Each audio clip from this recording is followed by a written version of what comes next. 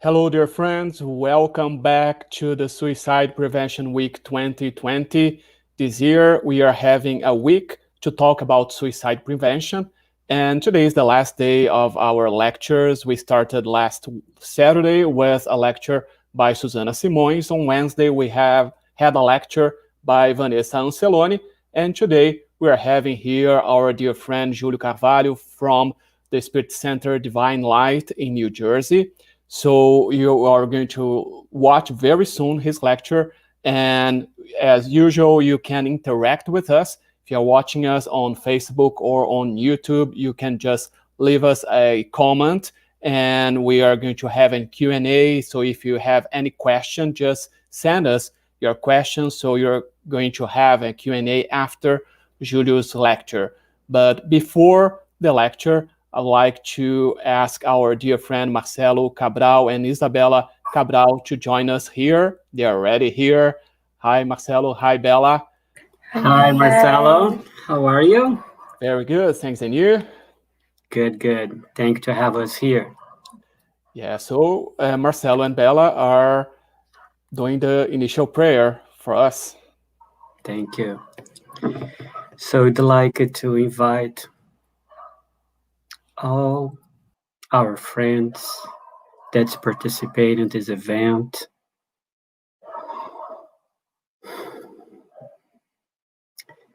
to connect with ourselves, to raise our thoughts to our Father. And thank you, God, for this great opportunity that we have today to listen, to reflect upon the truth that will enlighten us, that will support us in the difficult times, and also our vibration, our kindness to all our friends that live in the spirit realm, that also join us. They can feel the love, the teachings, to fulfill their heart with courage and will to overcome those situations. Protect and inspire our friend Julio Carvalho so he can deliver your message to all of us.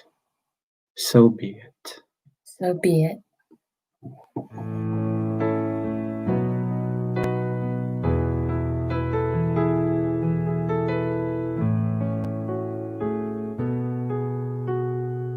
La voce di Maria dentro l'anima mia, come un balsamo scende sulle ferite se lo porta via.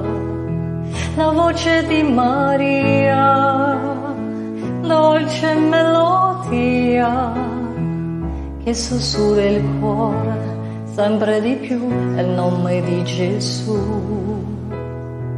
Le mani di Maria sopra l'anima mia, santa benedizione, la sua protezione per la vita mia. La voce di Maria, le mani di Maria, c'è il sorriso dolce che ti fa cantare, sei la mamma mia.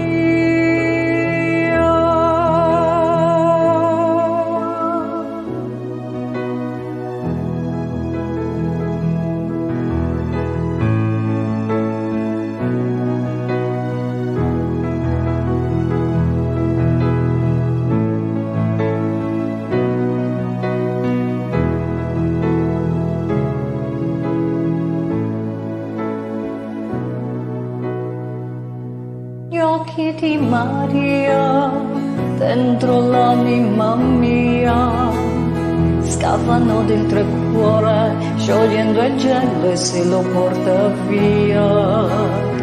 L'amore di Maria, dolce poesia, che sussurra il cuore sempre di più il nome di Gesù. lo sguardo di Maria dentro l'anima mia, la sua tenerezza e splendida bellezza, immensità, armonia, la voce di Maria, lo sguardo di Maria, il sorriso dolce che mi fa cantare, sei la mamma mia.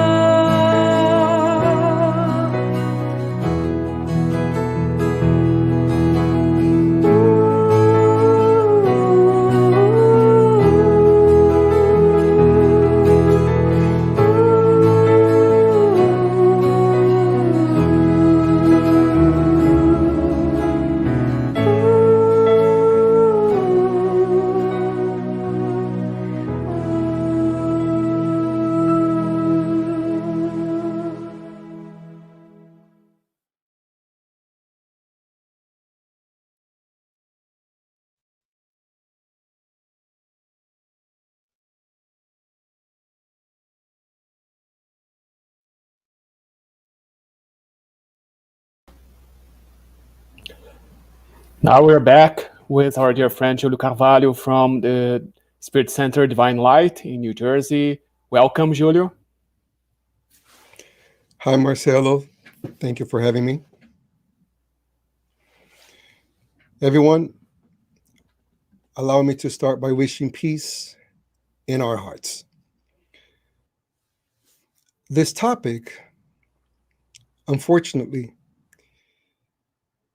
it's a hard topic to discuss because the experts on this topic, psychiatrists, psychologists, and psychotherapists, they humbly confess that the cause for suicide is truly unknown. And why is that? Well, that's because they say they have no way to contact those who have departed. Because for traditional science, there is no afterlife. How can we actually ask someone who committed suicide to interview them and have the reasons behind their actions? So in order to do a study on why people commit suicide, you actually have to interview those who committed suicide. This is at least the conclusion that a Harvard study arrived after dedicating so much time to this subject. Well, since we are discussing this topic not only through the lenses of the conventional science, but mainly through the lenses of the Spiritist philosophy, we'll have a different approach on how we discuss this topic. We will give the motives behind people's actions before they are contemplating suicide. And we're also going to give the Spiritist perspective on what could be some of the solutions to these problems. Since the reason why people commit suicide varies so much, it truly depends on each individual personalities, their experience, and their current living conditions. It is very hard to say that it's just one cause. It's actually a multitude of causes that lead people to this unfortunate act. So, for the conventional science, some of the reasons why people commit suicide could be for mental illnesses, such as depression. When you read on different websites the main cause of suicide, most likely you will see the word depression. But studies have shown that only 5% of people who have suicide, who have depression commit suicide. Only 5%. Yet depression is a lot to blame for. Then you have other mental disorders such as PTSD, post-traumatic stress disorder. And this trauma that someone might feel could be because of an experience that they felt that was actually carried by someone else. For example, someone who suffered rape. Others could be because of an accident, and others still because they feel guilty for something that they have done.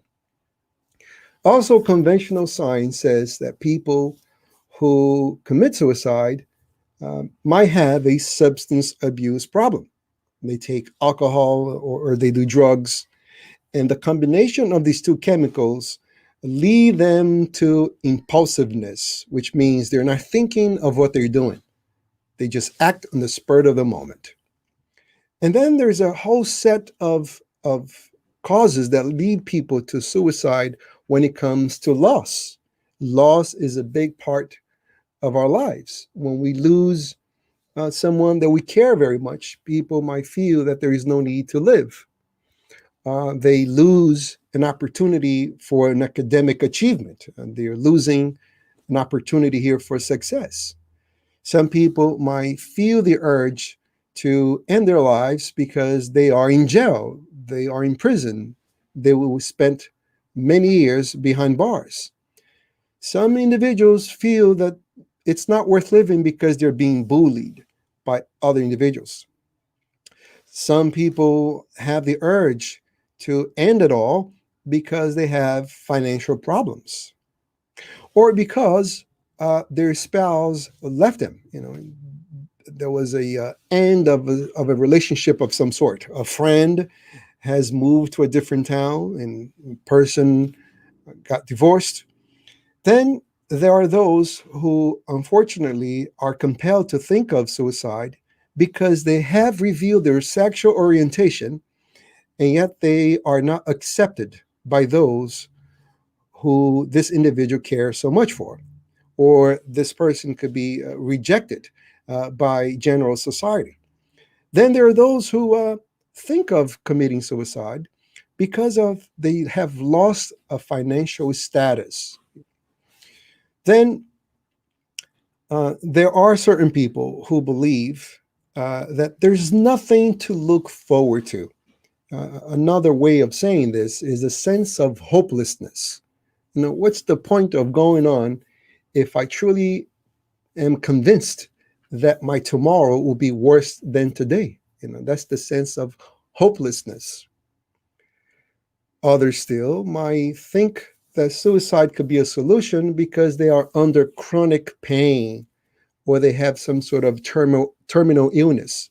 Why move forward if my death is guaranteed? And not only my death is guaranteed, but this little life that I have, it's going to be full of pain. So they think that suicide could be a solution. Others still believe that suicide is uh, a way out of avoiding being a burden onto their loved ones.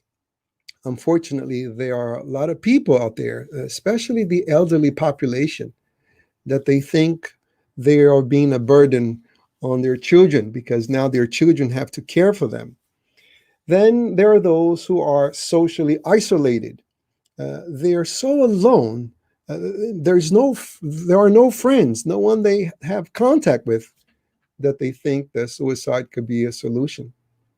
Other individuals, they commit suicide because they have been exposed to other people that have committed suicide. For example, it could be a friend, a relative, or even celebrities. Whenever a celebrity uh, goes out this way, psychiatrists and psychoanalysts and the mental uh, health clinicians in general, they feel that because there is a tendency to glamorize the death of a celebrity, that other people might follow. So whenever you hear someone who is a celebrity commit suicide, you see all these psychiatrists and the Mental Health Association of different states will come forth on TV to ask not to glamorize the celebrity's death so other people won't feel the urge to do the same. Now, other people, they might commit suicide just because they were only asking for help and not necessarily because they wanted to commit suicide, but they misjudged the lethality of their methods. And unfortunately, they ended up killing themselves. When you study all these causes that conventional science establishes as a root for suicide, what they have in common, and maybe no one discusses about this commonality, it's the fact that they are trying to run away from pain. With few exceptions, all these individuals, what they have common, they are trying to run away from a pain they believe it's unbearable. And here where the Spiritist philosophy comes to a state that if someone tries to run away from pain through suicide, what they will find, instead of alleviating their pain, unfortunately, it will be an intensification of their pain. How people who commit suicides are viewed in the spiritual plane? Well, there is no, common punishment of someone who committed suicide.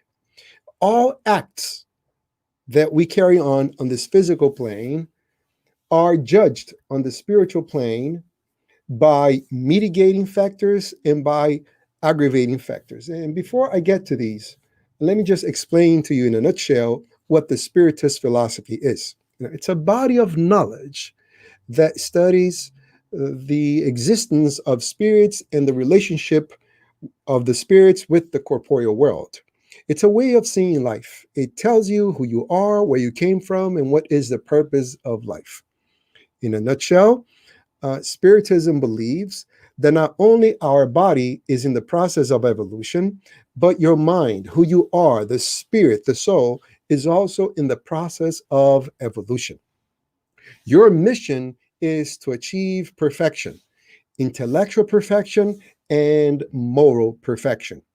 And since this objective, it's impossible to achieve in a single reincarnation, we are giving many opportunities.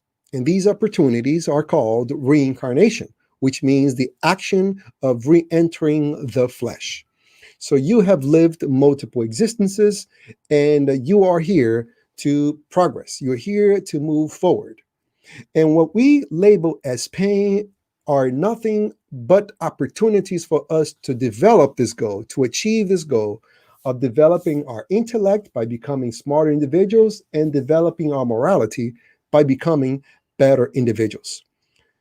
So this way of looking at life, watching and perceiving and observing everything that happens to us through the lenses of this philosophy, gives us a completely different perception of these problems that I just mentioned. So instead of concentrating so much on the conventional science causes of suicide, let's discuss first what Spiritism has to say, and then some possible solution to these problems. Because interestingly enough, when you read websites about suicide, they usually present all the problems that lead people to commit suicide. But they don't offer too many help. What they do offer, it's a hotline, someone that you can call on a 24/7 basis. And the reason they do this, obviously, is to help people not commit suicide. But unfortunately, suicide here in the US is the 10th leading cause of death. So it's a matter of public mental health. So if someone is thinking of it, you can call this hotline. It's 24/7, the suicide hotline, and someone would be there to talk to you no matter what time of the day. But here we are to present to you the Spiritist philosophy of this topic. And even if you don't understand about reincarnation, if you think this is completely off, if you think this is all bogus, still you can see it as an additional tool that you might have, even if you don't believe it, but reasons for you to avoid it. Because chances are 95% of us could be right and 5% of us could be wrong. What I mean by this, the amount of atheists, the amount of materialists on the planet, people who claim themselves not to believe in any afterlife, it's only 5%. And those who claim that they have some sort of belief in the afterlife, it's 95%. So the probability that 5% can be wrong is very high.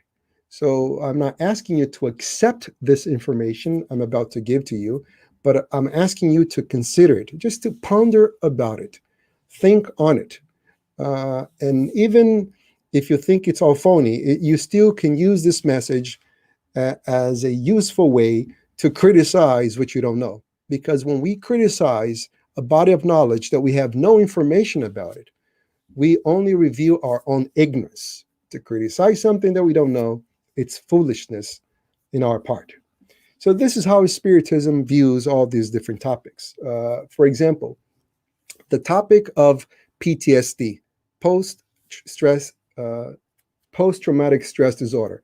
If you're facing with post traumatic stress disorder from a traumatic event, for example, let's say someone abused you, let's say something happened to you so awful, someone did something to you.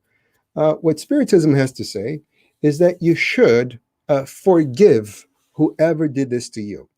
Now, each of the solutions I will present about these topics, it's a lecture in itself. So I'm going to only summarize some of the solutions of these problems.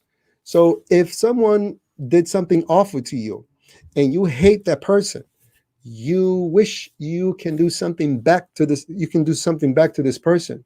What you're doing, you are only maintaining the live memory of this occurrence eating you from inside out.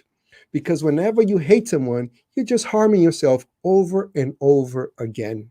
So to forgive someone who did something awful to you, it's not to say that what they did is right. It's not to suddenly have an amnesia. It's you giving power back to yourself by making a firm determination that you are more important than this person who has abused you. Because as long as you keep tormenting yourself with the memories of what have occurred to you, you're just allowing them to continue doing harm to you. Why in the world are you going to allow someone who has harmed you to continue harm you? Please don't do that. There is no medication that can fix this. It's only a decision done by you, which means I would not allow this person to continue to harm me. I'm going to let it go because life will take care of this individual who harmed me. For the simple fact that we all live under the law of action and reaction, cause and effect. Everything that we do comes back to us. So for that person who has harmed you, something will happen to them for them to reap the negative consequences of what they have done to you. If you experience a past traumatic stress disorder because you feel guilty of something that you have done, well, how can you get out of guilty? Well, there is one way out of guilty, and that's not by taking medication. Nothing against medication. It's because conventional science places so much emphasis on taking medication to solve our problems that people start taking medication, having the illusion that once they take the pill, all problems will go away. It's an illusion. A medication could help, but it's not the solution to the problem. The solution to the problem requires much effort in your part to overcome the obstacle. So if you feel guilty, that means you have done something negative to someone. Well, how can you get out of that guilt? You can get out of the guilt either by doing good to the person that you have harmed, but let's say this person is no longer around. This person have crossed to the spiritual plane. What do you do instead? Well, you help other people around you because the sum of your positive actions will cancel the negative that you have done. Because when you do something negative, you feel bad. When you do something good, you feel good. It's simple as that. I know it's simple to understand, much harder to put in practice, but that's how everything in life. But by you experiencing the good sensation that comes from helping someone, eventually you will look at yourself and you will forgive for what you have done. What is forgiveness of ourselves? Is to give ourselves the chance to be happy again. We're not saying that we have agreed with what we have done, but instead we are saying, I'm willing to help other people. I will now spread all positive actions, and that makes me feel good because I want to be happy again. The person that I was who did that in the past is no longer here. I'm a different person. And you move toward. Don't linger in thoughts of suicide, because if you kill yourself, nothing will be solved. The reason we think this way, it's because we spiritists, we guide our way of thinking, our way of perceiving by the lenses of the spiritist philosophy. And one of the main books of the spiritist philosophy is the Spirits book. And in the Spirits book, there is a whole chapter dedicated to the how to avoid committing suicide. And from question 943 to question 957, there you will find reasons not to commit suicide. And the last question of that chapter, which is question 957, Allan Kardec asks, if there is a common consequence for all the individuals who committed suicide. And the common consequence of all the individuals who committed suicide, it's the fact that they will face disappointment. And what is disappointment? Disappointment is when you expect something, but you get something else. To be frustrated is to actually expect something, but then what you have, it's something that you did not expect. And for those who have committed suicide, regardless of the reason they committed suicide, they were trying to run away from pain, just like someone who is experiencing post-traumatic stress disorder. That's what they're trying to do, to relieve the pain they're experiencing. But once they find themselves in the spiritual plane, once they realize that they have just killed the vehicle, but the driver, it's still very much alive, what they experience is disappointment, because the pain that they wanted to run away from, not only it's there, but now it's multiplied to the fact that they have run away from the opportunity of solving the pain. What are the consequences of people who committed suicide on the spiritual plane? Once again, there are the mitigating factors and there are the aggravating factors. What are mitigating factors? Mitigating factors are reasonable causes why people committed suicide. For example, they lost their job. They did not want to be a burden on their family. They felt so guilty because they have done something wrong. So they're thinking they're doing here something positive because they're trying to avoid shame on others because of their behavior. These are mitigating factors. The intent is good, but the consequence, the result, it's awful. What are aggravating factors? Well, aggravating factors are things that were purposely done in a negative way. For example, someone who has lots of pride and they lost their job, or they had a very high social position and they lost their money gambling, for example. And now they have to lower their social status. They no longer can drive that top-notch car. They have to ride on bus. And they feel so humiliated by this that they rather take their own life instead of riding a bus, instead of having to do manual labor. Those would be aggravating factors. So for someone who suffers from post-traumatic stress disorder, feeling guilty, or for something that have happened to them, these are mitigating factors. But once again, the commonality of all these individuals will be that they will experience disappointment, meaning not only the pain they thought they were running away from will still be there, but now it's multiplied to the factor that they realized, oh my God, I was experiencing all those difficult moments as an opportunity to grow myself, and I ran away from the opportunity. So there are those who commit suicide due to substance abuse and alcohol. Once again, through the lenses of the Spiritist philosophy, when someone numbs themselves by any chemical addiction, they are not solving the problem.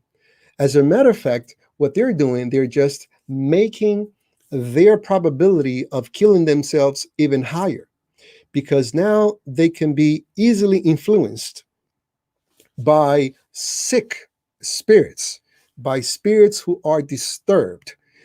from the spiritual plane, they can be obsessed. And if they are using drugs and if they are on alcohol, they lose their sense of discernment. They cannot distinguish right from wrong. So they're easily controlled by spirits. They're easily controlled by these minds. So if you study through conventional science, some of the precipitating factors that someone might kill themselves, you might hear people saying that they heard voices, and these voices are very negative in nature. The voices are literally telling them, kill yourself, and they get accustomed to the idea. And this is why, my friends, you should never even play with the sentences. Sometimes you hear people saying, one of these days, I might take my own life. Don't play like that. Some people are not being serious about it, but you repeat it to yourself so much that you get accustomed to the idea. And you might eventually do it, unfortunately, to your own detriment. So those who are using these substances, they lose their sense of discernment. They can no longer think. And looking from a psychological point of view, this pandemic, in many instances, was so exaggerated, and there are a lot of people who are forced to stay at work, who are forced to work, yet but from their home. And there are a lot of individuals out there, believe it or not, that they actually sober up just to go to work. On the weekends, they binge drinking, they use drugs, and then on Monday, they have to sober up to go to work. And that's the only reason why they sober up. But working from home, unfortunately, gave a lot of individuals the chance just to drink and use drugs, and from the comfort of their home, still do their work. And what's the result of that? Many people, unfortunately, died. A lot of people committed indirect suicide this way. So drinking and drugs, they are never a solution to anything. No one in their right mind having a problem, to fix will diminish their capacity to solve that problem.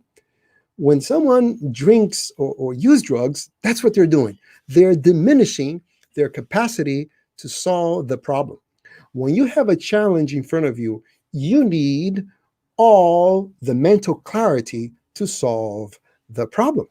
Once again, someone who is depressed might ask, what's the point of solving problems? I don't want to solve my problems. Well, my friend, from the Spiritist perspective, the purpose of your existence is to evolve, is to progress, is to move forward. You're here to develop yourself intellectually and morally. And most likely what you label as a problem, it's nothing but an opportunity to develop your spiritual skills, just like we do in schools. In schools, we purposely design problems for children in order for them to perfect those skills. What is the intent of the teacher when the teacher give them a problem at the end of the month? Is it to crush them down? Is it to make the students feel bad about themselves? No. The intent of the teacher is to solidify the knowledge in the children's mind in order for them to move forward, in order for them to surpass their own limitations. And that's what life is all about. It's about evolution. It's about progress. So what you label as a problem, it's an opportunity. And when you have that opportunity, you need all the sobriety you can to overcome the challenge and not trying to run away from it. I also mentioned in the beginning of this lecture the fact that people experiences all different kind of losses, and this is what leads them to think of suicide. And some of these losses is, academic failure. They are in college and they set themselves to be an engineer and they set themselves to be a lawyer, doctor, and they fail at it. And they feel awful. But the question is, why did you even pick that topic to begin with? Was it you or your parents? Do you even love what you do? And we all live under this myth. Truly, it's a myth that, if you get to college, it's guaranteed success afterwards. Truly? No. Have you read the latest data on this? Our society depends on a multitude of skills. And if all of us were college graduates, this would not be a healthy thing for our society. You know, learn who you are. Try to find out what are your natural skills, things that you naturally love to do, and see if you can make a living at it.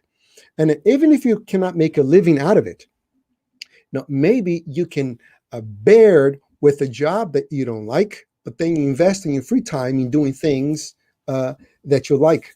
Because eventually, by having so much fun in doing things that you like, you would end up liking your job. And most importantly, what this philosophy helps us to understand is that when you have a job that you don't like so much, there are so many useful things that you can learn from that job to apply on the job that you really like. So please do not judge yourselves by comparing yourself to other people, by their academic achievement. Maybe that's their mission, but yours, it's a different mission. You are presented with opportunities all the time.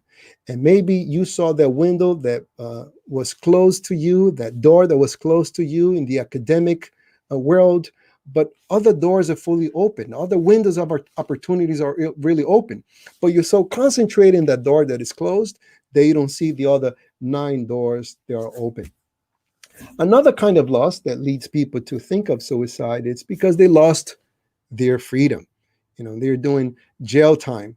And because I spent 12 years of my life working as a jail social worker, I have abundant experience on this topic. And I'm glad to say that during those 12 years, no one committed suicide on my watch. I had plenty of opportunity to have conversations with these individuals. And one of my main responsibilities was to prevent people from killing themselves. I just regret the fact that I took a week off on my vacation, and this particular individual that came to jail, the day I left for vacation, that individual committed suicide. He committed suicide because his wife cheated on him, and he reacted in such a violent way that he ended up being in jail. What a waste of life. I had many instances in which I could speak with individuals who were thinking about hurting their wives, or they were there because they harmed their wives due to these affairs.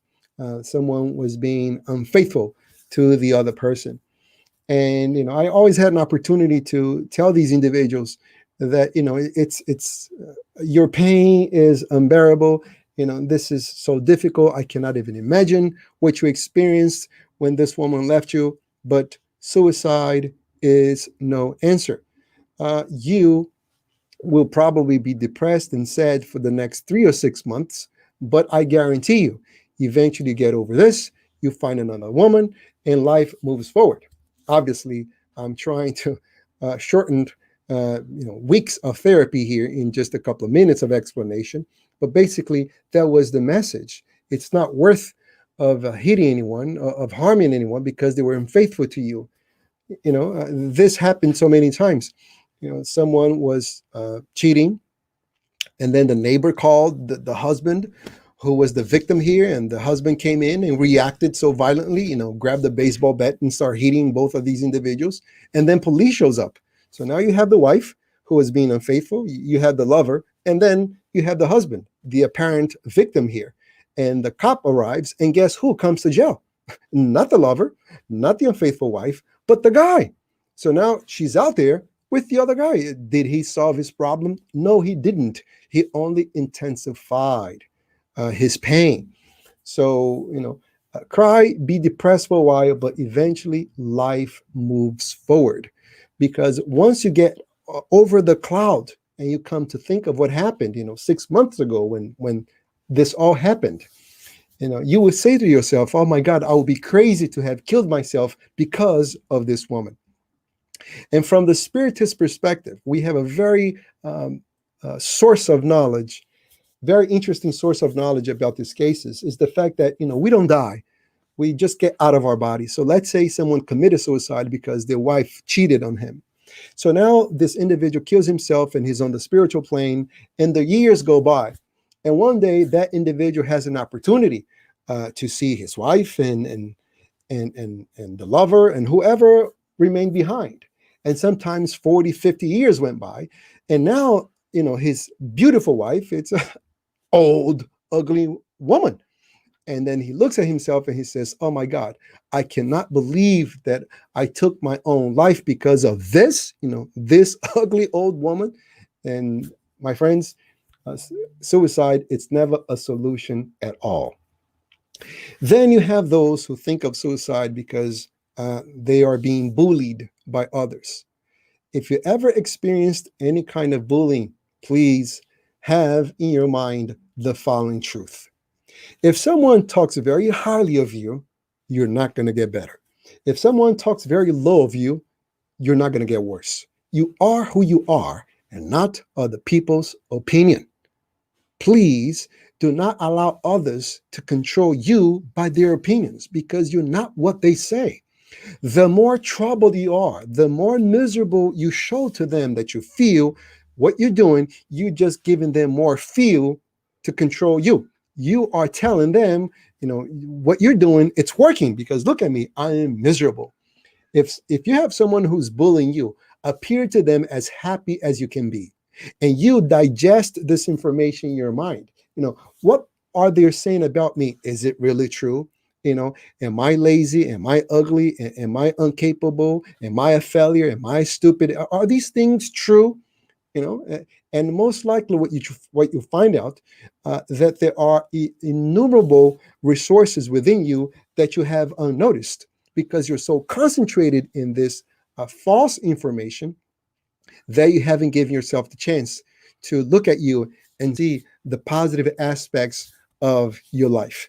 Do not allow others to dictate your emotions by accepting their information. Because if they talk very highly of you, you're not going to get better.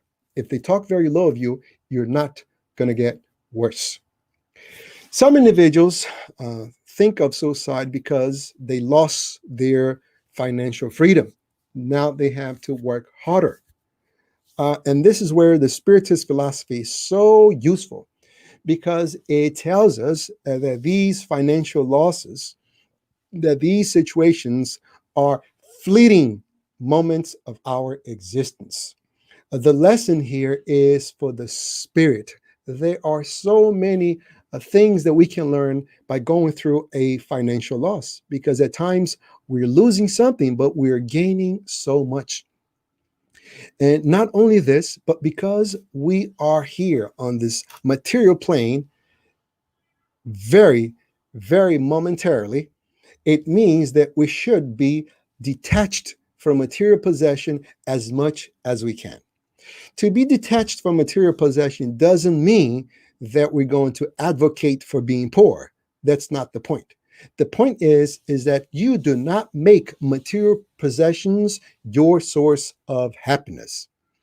Unfortunately, most people are indoctrinated that in order for them to be happy, they must have success because success leads to money and money leads to material pleasure. And eventually, when they get these things, they are not experiencing happiness at all.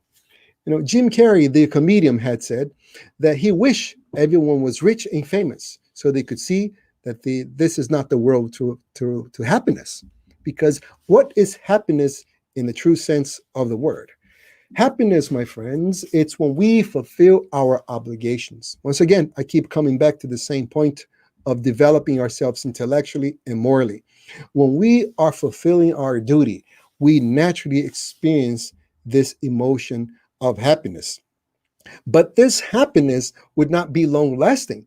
And reason being, it's because we have different opportunities to keep growing, to keep breaking our limits, to evolve our potential. And we always will be presented with these opportunities, and we label them as being problems, but they're not. They are opportunities. So embrace them. If you have financial problems, maybe that would put you in a different track of a career that you never thought about it. And that track would give you way better experiences than what you have lived. But now, most importantly, if you're not in that problem, but you are one of these individuals who live constantly just to get material things, believing that you're happy, prevent yourself from this kind of frustration, because you're not here necessarily to acquire things. You're here to better yourself. Your struggle should be for virtues, not necessarily for things. Live within your means. Live within your means, meaning do not buy things that you know you'll be enslaved of it. Some people, they buy expensive cars, or they buy a house that it's bigger than their budget. And what happens, they have now to have double jobs and triple jobs just to manage what they have acquired. And the question is, do they really have these things, or the things have them? Ask yourself the question. Do you own things, or the things own you? So if something happens, if there's a fire, if you lose your job, yes, it would be sad, you will be frustrated, but this will not mean it's the end of your life. You won't be thinking of suicide. Then there are those who commit suicide due to hopelessness. My tomorrow will be worse than today. And this is where the Spiritist knowledge, it gives us you such firm ground to stand on, by making you understand, by giving you a conviction that your tomorrow, depending on what you're doing with your today, will be better than today. That is the definition of hope, the certainty that my tomorrow will be better than my today.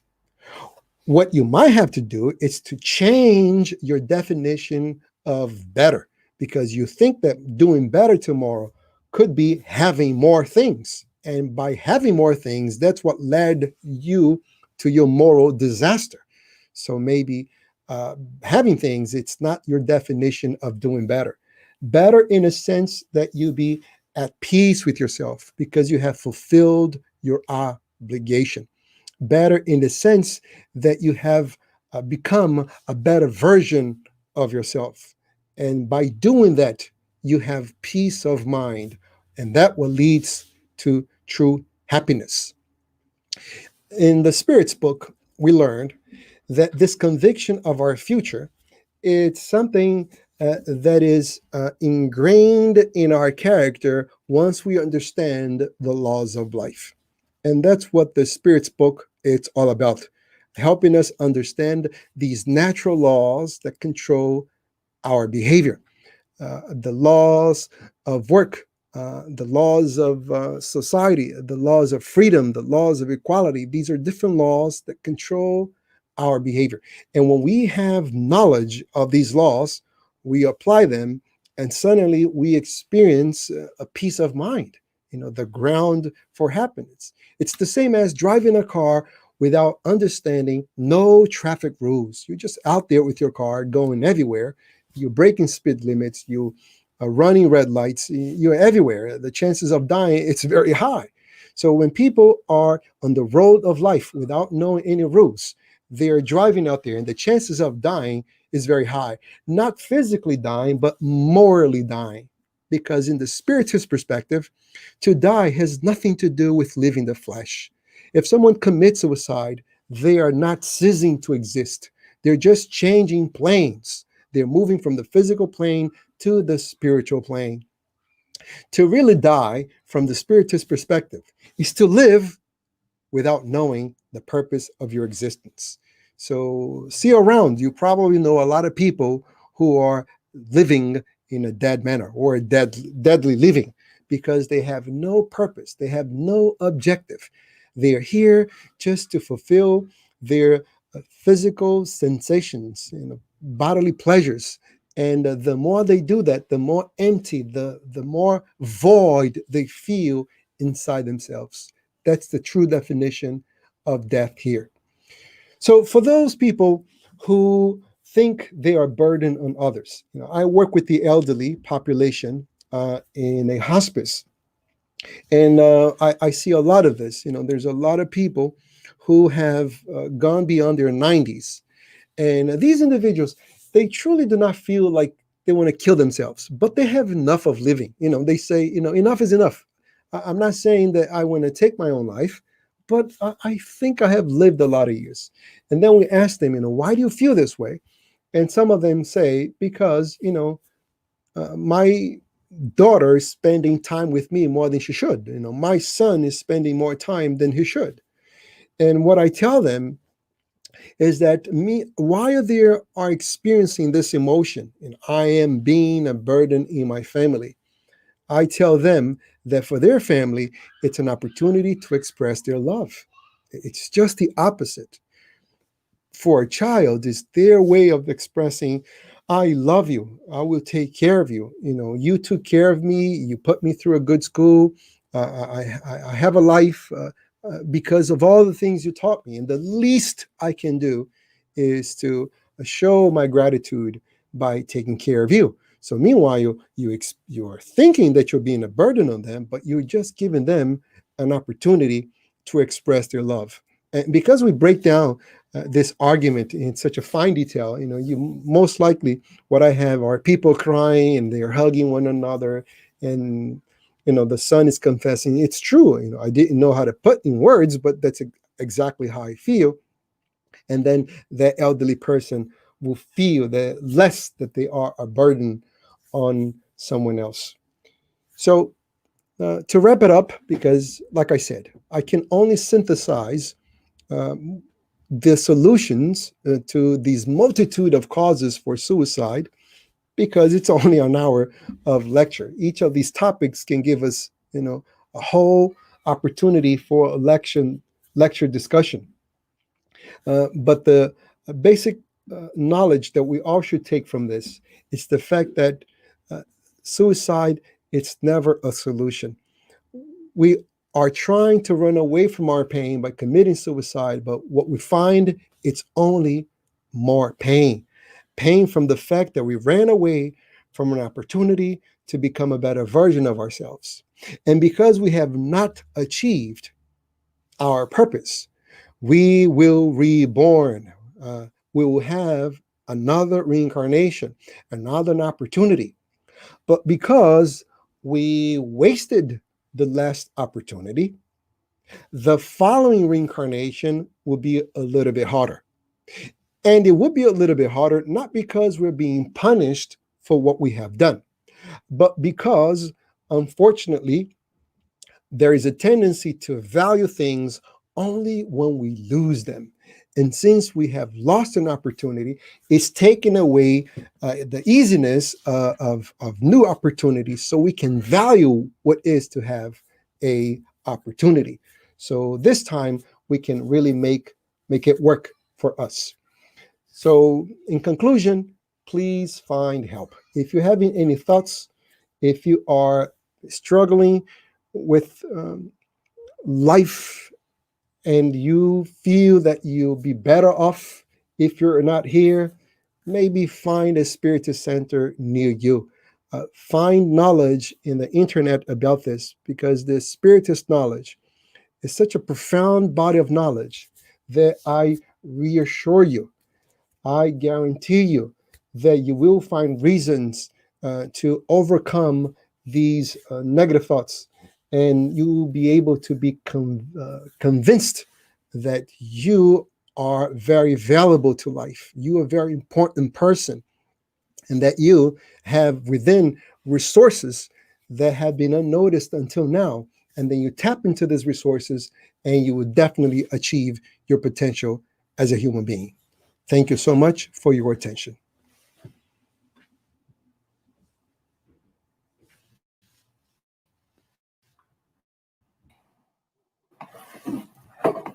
Sorry, I was mute. So thank you so much, Julio, for your words, so enlightened words. We are back here with Marcelo and Isabella Cabral, and now we have also Dulcie here with us. Hi, Dulcie. Hi, how are you? Thank you so much for have all of you here. What a great pleasure. Was so challenging today, but it's a blessing to have us here. Thank you. What a beautiful talking, and but you got such many nuances very close to my heart, which I should I share something that you said, Julio? Many people say, sometimes we sometimes give a lot of thoughts when we lose somebody when it died, for example. If when someone died, and when we lose a lover, a husband, or a boyfriend, is such a loss, especially when we don't expect it, that loss. And this is when I can see if someone is not really close to God, have a great foundation like a friend and close family, can go through in thinking of these thoughts. I had lost, like you guys, are close friends. I have been going through divorce and lose boyfriend. And I had one point that was in such a deep, deep pain that I sit down and I cry so much. And I know that when I felt so lonely, the presence that I felt was powerful. The presence of God, I would say God. I like to think it was a God, it was a Christ. And for those who feel that there is no one, because when we lose someone that we love, whether it's a boyfriend or was a ex-husband, they feeling the rejection that you're not good enough. That is the feeling. And then when you feel that powerful, that is, I like to think was a God or was a good or Jesus that holds you. And I say that thank you to the Spiritism, because we have such a commitment every week that we study, that we come together. It is this commitment to be close to God and to Jesus and have a friends. This is bring us together to spirituality. And this in being spirituals do not shield us to go to struggles of life, but does give us the strength when the tough times come. That is, I would like to share, because that moment, when that moment came, what felt good to know that maybe I'm not good enough for someone, but I'm good enough for God and my friends and in my family. This is good enough to continue to live. That's how I would like to share. Thank you to bring that point, because so many times loses their life because lose the lovers. Thank you. Would you like to raise your question? Okay. I took a lot of notes. I have 4 pages of notes, so I could come with a question or two. So one of my questions is, in school, there are a lot of people who are in my classes, or you can just see in the hallway, that are visibly stressed, upset. A lot of kids have been parents have lost jobs. They're going on the free meals and stuff like that. And just with school in itself.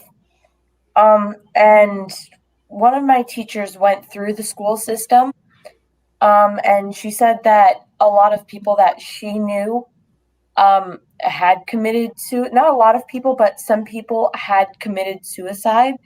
And I was wondering, how can we sort of bring it up within places that aren't necessarily spiritist places, but so that other people can understand why not to harm themselves? The reason why I laugh at your question, and this is the dilemma that most spiritists face here in the US. How can you explain all this knowledge without mentioning spiritism? Look, our intent is not necessarily to make people spiritists. Our intent is to help people be better version of themselves. So, in your particular case, what I would suggest, because if this is a suggestion that the entire school knows and the other students, it would be very efficient. And the suggestion is to not allow that kid who is isolating themselves because of all the trouble they're experiencing, we actually go and start having a conversation. It takes courage for us to take that initiative, approaching the little boy that we see that is not talking to anyone, especially if it's a boy. And reason being, it's because as a society, unfortunately, we trained boys not to express their emotions, and we teach girls to to express their emotions. For example, when you're little and you're a little girl and you fall, you hurt your knee, everyone comes to you and they cuddle to you and they kiss you and they say, "What happened, sweetheart? Show the boo boo to me. Show me boo boo to mommy. Let me put a band-aid." If it's a boy that hurts himself the same exactly way, we tell them, boys don't cry. Stop crying. Why are you having these tears? That's nothing on your knee. So what we're doing here, we are inculcating in them the need to close on themselves and not to express their emotions. So you see little boys in school, you see teenagers in school, 14, 15 years old, they're very close to themselves. And reason being, this is because they were taught to act in this manner. So for another teenager to have the courage to go there and ask, what's going on, it takes lots of courage, like I said. However, it's very meaningful to that person because that person who's isolated, not only they're getting the burden from school, from home, but then what hurts them the most is the fact that they are being isolated from everyone else. Because in their mind, they might think, well, because my father no longer can work, so that means he no longer can afford my club. And what that means is I don't longer exist because nobody notices me in school. And one thing has nothing to do with the other. My job, my father can lose the job. He can no longer afford my club or my special hobby, yet I still am a friend for my friends. I still have support. So we go there and, we could start the conversation by saying something like this. I have noticed that you are quieter than usual. Is everything all right with you? And they might be reluctant to say the truth. And then you might tell them, well, I've been quiet very well. I've been quiet as well because this whole pandemic thing has really thrown my family off. My father, he tells me that he's having heart problems at his job. My mother is no longer able to work as many days as she was before, and this really bothers me. And because I made the decision to open up myself that way, this other student would be encouraged to open up themselves. Because if I am in an environment in which everybody's perfect and they have perfect lives, I'm afraid of talking about my imperfect life. So if someone comes and they show themselves to me that their life is not so perfect as I thought it was, then they'll be willing to open up themselves more. So that's my suggestion, not only to you, but to any teenager out there in any school. Approach those who are isolated. Don't let them isolate themselves. Thank you. Julio, thank you very much. I love your reflections. I make my own notes here, not as much as Bella, but I took my notes. Julio, uh, in order to prevent, in order to prepare ourselves when the challenge comes in our life, so we're more suitable to succeed when the pain knocked our door. The question is, what should we do on a daily basis to prevent that when the challenge knocking our door will be in the best position to learn and to grow out of that situation? Marcelo, this is a question of mental, spiritual immunity. You see, our body has a defense mechanism we call the immune system. And this body, with this system, can protect itself from many different diseases. And the way we strengthen our immune system, it's by eating healthy and exercising. So when there is a disease, people would be contaminated, yet they would not experience any symptoms. Isn't this the case with COVID 19? There are a lot of people out there who are COVID 19 positive, yet they don't experience any symptom whatsoever. No fever, no coughing. And why is that? Well, that's because their body has a strong immune system. Their defense mechanism is able to overcome the viruses that produces those symptoms. Well, the same is with our mental health. We have to keep our spiritual immune system very strong. And how do we do this? Well, we do this with lots of reading. And here's the book I mentioned a couple of times. We read the Spirit's book, and any book that gives us a spiritual immunity. We refrain ourselves from watching horror movies, having negative conversations, having negative company. All these things contribute to weaken our immune system, our spiritual immune system. So we strengthen by having this knowledge and obviously by putting the knowledge into practice that tells us to do so many different things to be spiritually strong, to be mentally strong. And Dulcie, it's a perfect example of this, and I'm going to talk about her because she mentioned, she disclosed her own information. She said that she went through a divorce. And when she went through that divorce, it was very painful indeed. However, Dulcie is here with us. Her spiritual immune system was strong enough not to let her down, and she moved forward with her life. So she used that information. Unfortunately, Marcelo, there's a lot of people out there with no spiritual immune system. They don't require a divorce to break down. Any little thing breaks them down. You know, they wake up in the morning just because their tire is flat. That's enough for them to have their days destroyed. You ask them, you know, how are you doing?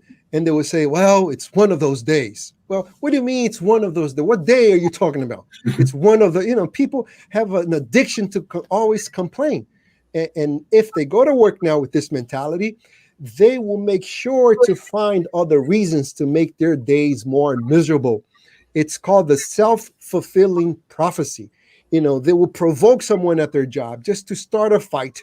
And then once that fight breaks down and they're in big problem, they will confirm to themselves, I knew it. This was one of those days. But that's because they were creating that day to begin with, when they woke up in that morning full of negativity within themselves. So to prepare ourselves and to be spiritually strong, to have our immune system very strong, we should read, put into practice, which requires us to reflect, to be a better version of ourselves. And when these moments happen, our perception, Marcelo, it's completely different. Our perception is, well, I have a struggle. This is a challenge. But the best part of this is that I know, I am convinced that this challenge is not against me. It's for me. And if I triumph over this challenge, I will be a better version than I was before. Thank you very much, Julio. Hi, Hey. my name is Colleen. I know a lot of eccentric people that have big, beautiful minds and beautiful hearts and have a lot to offer, and get lost in how much they have to offer and finding their place in society, not really feeling like they can fit in anywhere. And they could take any job that they want. Really, they have a lot of talent, but finding that purpose, finding the meaning, and get lost in whether what they choose is going to be the right decision and what they would have to sacrifice to make that choice. A lot of people, my generation, not all, but there's a good amount of people, artists and musicians and such, that fall into this category. I find myself there too sometimes. And, not, really just pouring into faith that something will pull through and something will happen, and to just go where you feel drawn to. But almost feels like years go by and it's like, this isn't the right thing to do. What do you do? And then it just creates this cycle. So I don't really know how to get out of that cycle. Thank you, Colleen, for your question. This is a rather question of times. And reason being is because I read about this subject and a lot of people feel that way. And one of the challenges with this question, it's the fact that the smarter that we are, the more difficult we make things for ourselves. And I, by no means, I'm trying to compare you or anyone who's listening to this that follows into this category, but I just want to emphasize this principle that the smarter that you are, sometimes you make things harder for yourself. I found out working in the jail system, like I said, for 12 years, that the hardest people to help were actually the people who had some sort of academic achievement. Lawyers and doctors. And reason it was so hard to help them, it's because since they were intellectually smart, and I rephrase that, they were intellectually smart, they had clever ways to excuse for their wrong behavior. Smart people didn't have much clever ways to excuse for their behavior, so it was blatant for them that this was wrong. However, intelligent people had clever ways to excuse their behavior, so in their mind, what they were doing was not wrong. So it was hard for them to see it that way until they suffered the consequences of being jailed and in prison. And my way of trying to help these people was to explain to them that if you're here in jail, it means that your ways did not work for you. So what you require to help yourself, it's a little bit of humbleness. And what is humbleness? Humbleness has nothing to do with being poor or eating out of the garbage bag. Sometimes you might see a poor people in New York City, begging for food, begging for money, and they might point at that person and say, that's a humble person right there. That has nothing to do with being humble. Humble is the awareness that we don't know. Humbleness is the awareness that we don't know, which is the opposite of pride. What is pride? Is to think that I am something that I'm not. Is to think more of myself than I really am. So to have different talents, to have different capabilities of doing things, it does not mean I have wisdom. Wisdom is very different than being intelligent. Wisdom, in pertaining to the question you asked me, it will be actually the ability to concentrate myself in one goal and one goal only. Because if I do a multitude of things at the same time, it would be impossible for me to become an expert in any of those areas. Mm-hmm. I dedicate myself to so many different fields that I ended up not dedicating myself to none of them, fully with all my heart, because my heart is split in so many different directions. But part of the cause of this problem is it's because we are now presented with so many different opportunities to learn. We are bombarded by society with all these different things that we can do. If you go back about 15, 20 years ago, this problem was not so prominent for the fact that the information was not there presented to us. You went to your guidance counselor had few options for you. You chose your college and then you set your career and then you went on. But nowadays, if you type something on the internet or Facebook with an algorithm, they might think that you have this or that passion. And then you're bombarded by different schools, by different social media, and things that you can do. It's a trap, you know. Mhm. So my answer to you will be to develop wisdom, which means which of my talents I am the best at it, but which one that I have more pleasure doing it. And thirdly, which is very important, which one can I make a living? And the reason I say this, it's because sometimes we hear, and this is a mistake, follow your passion. And sometimes we might have a passion, Colleen, but we're not good at it. You know, I could have a passion for sing, but I can't sing. You know, I could have a passion for driving, but I would never become a car racer. So if I follow my passion, I will starve. So I need to make sure that what I choose, I can also make a living out of it. And what I have a passion, I could make a hobby out of it.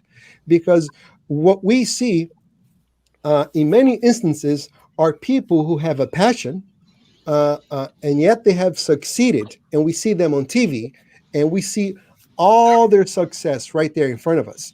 But this is a very small percentage of people that we're seeing. What about those who follow their passion but did not succeed whatsoever? So we have to make sure that if we have a passion, we are really good at it with this passion, and that this passion leads us to a living, because we are living in the material world, then we need material things. Thank you. Uh, just here to excuse my own answer, you know, people write books on this subject, Colleen. So I'm summarizing here. Some authors write books on this topic, and very extensive books, because it's a hard question to ask.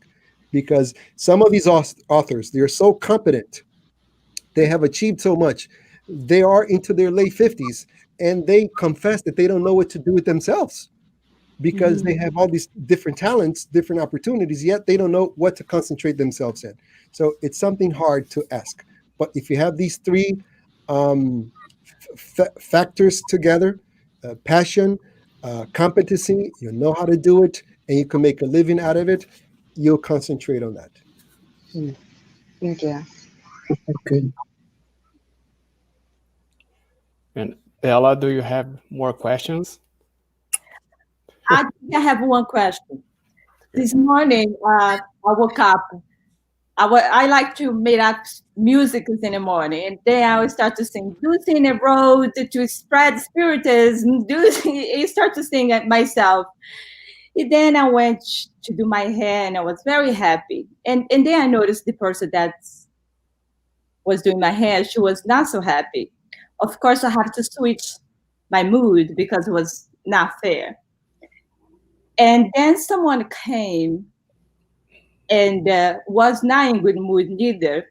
So I said, well, Lucy, you continue to be in the road to spread spiritism, but you serve now. Because spiritism is about serving. So I was leaving this place. This person followed me. And she told me a very, very sad story. And as she was telling me this story, my body, of course, started to change.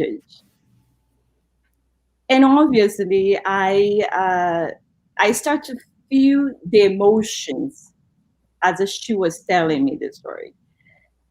And I said to myself, if I could tell people that how dangerous it is to bring this kind of situation home. What this person was telling me was about porno that's her husband was bring home. And I felt extremely sick to my stomach. And then I start to pray and close my chakras in a way, and at the same time, give it to this person empathy, because she started crying because she was indecisive if she should leave her husband or not. This has been happening for many years. So I start to tell myself, you can't tell her what to do. The only thing that you can do is listening. It's a fraternal assistance. It's not all the time you do at the Spirit Center. And she started to tell me in such a details, and and then in the end she told me some information which is very relevant to what we have today. I mean, she has sometimes not to leave. So in the end, she wanted to hug me, but her energy was not good, and I didn't feel like to hug. And I asked myself, what is what's your brothers and sister? But her energy, because she was so engaged with the story that she was telling me, and I was already feeling so sick. What we should tell to these people that husbands or wives that bring pornography to house, how bad this can affect the family. Just to hear the story of this person made me so sick. I had to pray when I came inside of the car. And obviously, I had to pray for this person. And at the same time, I felt guilt because I didn't want to hug, because due to the energy that this person had this moment, and was so physical, the energy, due to have been in environment for the long period. And then obviously I hugged her because I'm a spiritist. You do it. And I prayed. Can you say something about this topic? How much is these affects our family nowadays? Today seems look from outside, because I was not expected. This came from like a party shoes at the moment, and I could physically see how dense the energy it is. Could you please say something about that? Is it possible? What the problem you are stating, Lucy, it's not a new problem. Unfortunately, technology has been used in a very negative way. I first should say that technology in itself, it's neutral. It's what you do with technology that can either better you or harm you. And in that sense, for those who are addicted to pornography, they have been addicted before internet. They have been addicted before YouTube. Technology only has made readily available. I would say that in the past, there was the shame of walking into a video store and actually renting a video, because you had to physically walk there and ask for this video. But now with technology, you have your private account. No one knows you. Besides the movie industry knows exactly who you are, and they promote the stuff to you. There is no shame in doing it, because no one in your circle of sphere knows that you're doing this. So it's very detrimental to the family. Now, the solution to this problem, it's a whole lecture. It's a whole seminar, because there are so many different things that we have to discuss. People's self-esteem, what is going on in the couple's relationship, what was there in the beginning that no longer exists. There are so many variants to this problem, because I do not want to prematurely accuse the person who's doing it without analyzing both sides. And I'm not saying that I am agreeing with this. All I'm saying is that I don't have enough information to side with someone. And that's not even the goal here. The goal is actually to promote a solution. But to promote a solution, we have to understand the cause. And I truly believe that someone who's addicted to pornography and that leads to the family destruction, that in itself is not the cause of the problem. That is one of the consequences of something else that it's going on that should be addressed. All right. Thank you. I said I don't have the. I think we are ready on time. Yeah. Yeah, we're right on time. So we are going to have thank you everyone who everyone who's watching us, everyone who are here with us. And so we are going to have now the final prayer by Colleen. After that, Dulce is coming back for some final words. And we also have a final song by Isabella Silvestre. So let's all of us stay here. Colleen. Okay. Dear God, Jesus,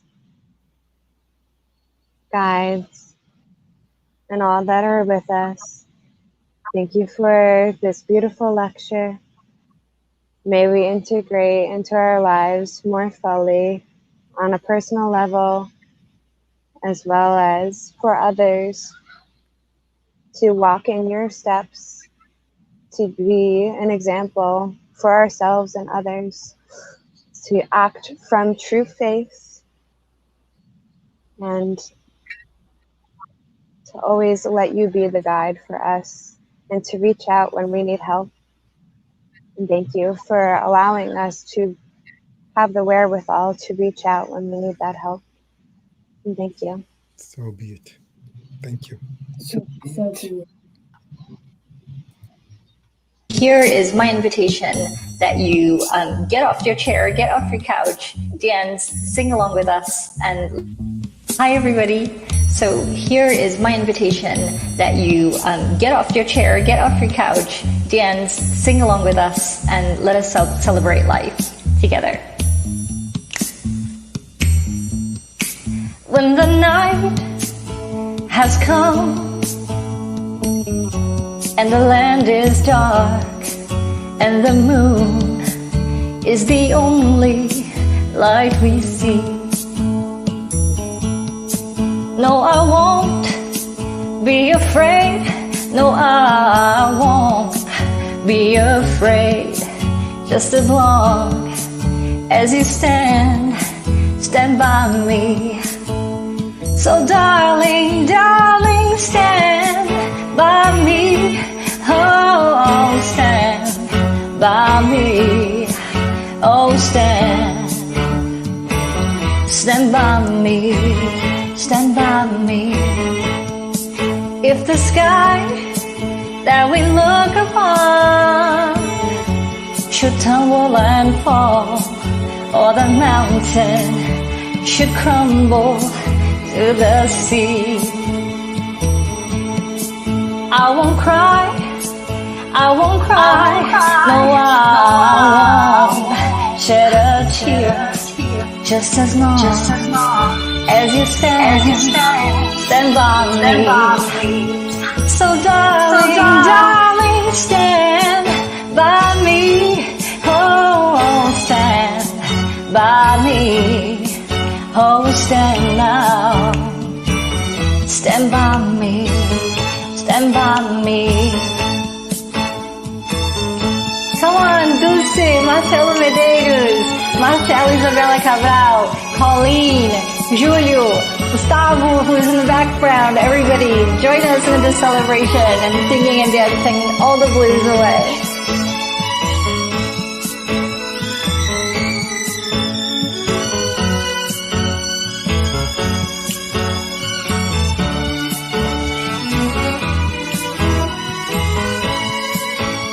So darling, darling, stand by me.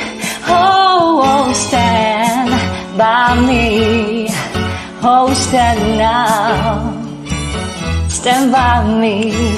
Stand by me. Whenever you're in trouble, won't you stand by me? Oh, stand by me. Oh, stand now, stand by me, stand by me.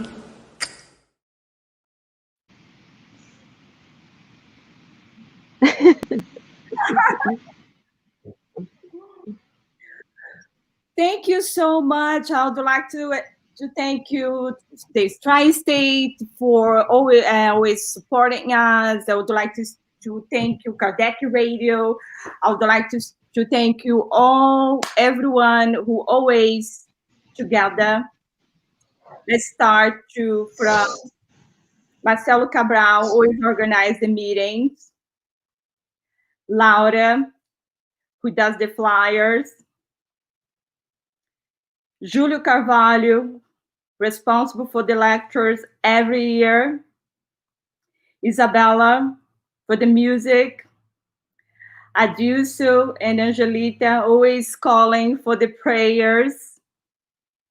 Carmen. Gustavo, thank you so much. Without you, it would not be helpful, would not be on live. Colleen, TJ, Elder, always calling me, check the edition on the Facebook. Janine, each one of you who always participating. Marcelo Medeiros, the host, always making sacrifice to be present. If there is anyone who I forgot to mention it, please forgive me. Thank you so much, Bella, for comes with the question. So young is already participating. Thank you, thank you, thank you, Isabella, for beautiful music. Vanessa Celoni, Susana Simões, each one of you to be so lovely every year. Jussara Cornigal for being in the fourth one, and João Cornigal. Next year is going to be the 10 years.